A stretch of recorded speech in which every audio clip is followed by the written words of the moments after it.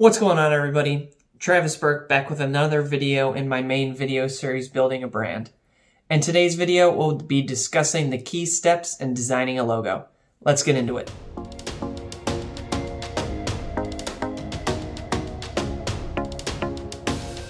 First, let's just quickly talk about why a logo is important.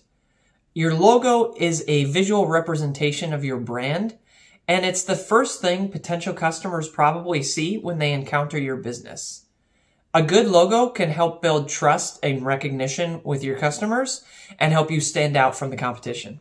So how do you create a good company logo? Let's dive into the key steps. If you guys haven't seen my previous videos, I go over in detail how to create a brand mission statement and how to come up with a good company name.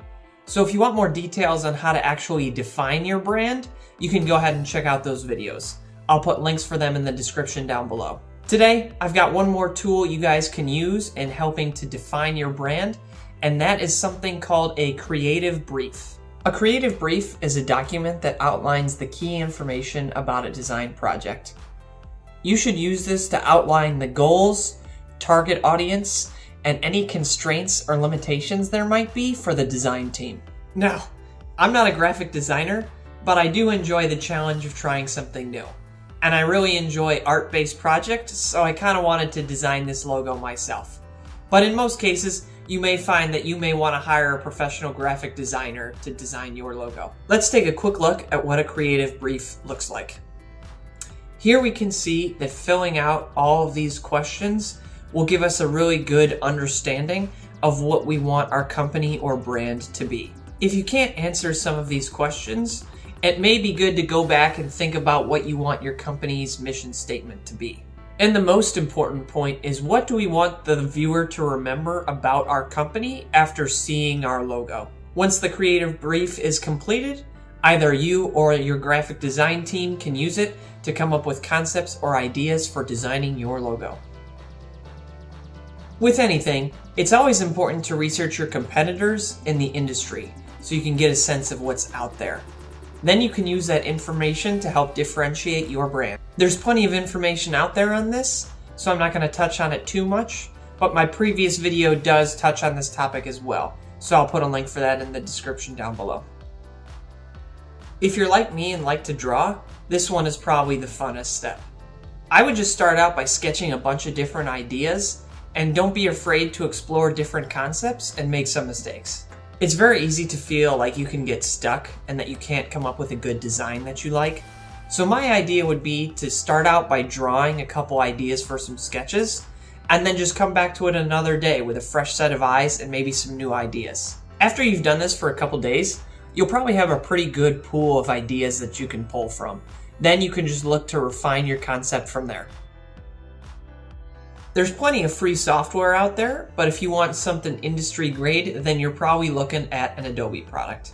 In my case, I use a software called Clip Studio Paint. Here you can import your raw sketch and then turn it into a nice digitalized version.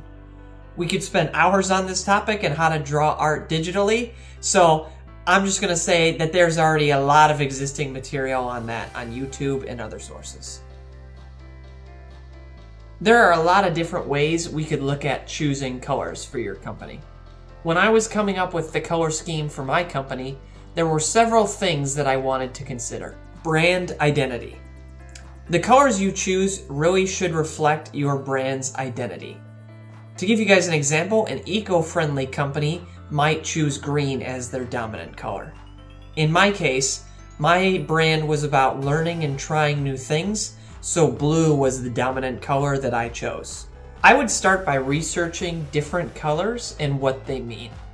You may also want to consider who your target audience is, and you might want to choose some colors that appeal to them or what they might be looking for in your company. Next, you want to make sure that your colors are compatible and work well together to create a cohesive overall look. A great website you can use to do this is called mycolor.space. With this website, you can input your main color, and it'll give you nice color palettes or secondary or tertiary colors that will work great with your main color. Lastly, you want to make sure that your logo is easily visible and very versatile. You want to make sure that it can be used in a wide variety of applications such as websites, billboards, or printing it on some actual products. Okay, we went through a lot today, but there's actually one more secret step that we need to go through after you finalize your logo design, and that is to protect your logo legally. There is a lot that goes into this, so it might be useful to hire a lawyer that specializes in this kind of law. A good first step you guys could take is to go to the official trademarking website and see their introductory videos or explanations of what all goes into protecting your logo legally. Thank you guys for watching. If you liked the video, go ahead and hit the thumbs up down below, and be sure to subscribe so you can stay up to date on all our future videos. If you guys haven't seen any of my previous videos, you can check out the other videos in the Building a Brand series here. And I also just started some new videos on some golf entertainment content, so you can check that out here. Thank you guys, and I look forward to seeing you next time.